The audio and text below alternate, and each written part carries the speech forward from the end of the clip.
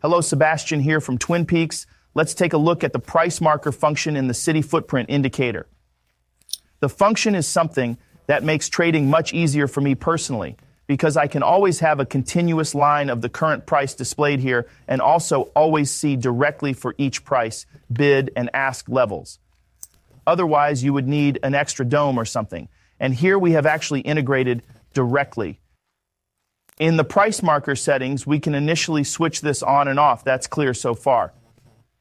And also whether we should see it simply as a 1 pixel line as shown here, or as a solid line, which is always exactly as wide as a price level, or as a horizontal line, which is also solid here, depending on your preference. And the length is according to chart or current bar. So we can see that it can either go through or end here at the bar. I always find this more pleasant as a chart because it is then everywhere. And I set this back to horizontal line 1 pixel, which I always find quite pleasant. You can also set the color here and then the opacity, if that means here on 100. We would have the whole thing here according to 2001, very, very rich in contrast, as in Colt, for example. Depending on how you have defined your background, the dark or light here may well make more sense. I always find black quite good.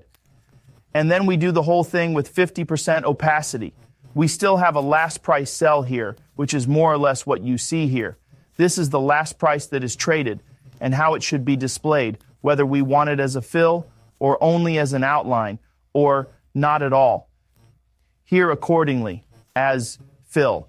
I always find it quite pleasant to be able to see where the last trade took place. Especially in slow markets, it can be very interesting. The color can also be set accordingly. Also here, current bid ask, whether you actually want to see both or just volume or ask bit price only.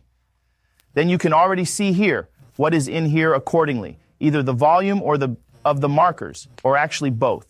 So now you can see here the marker that is traded and the volume that is traded here, which is what is in the how book.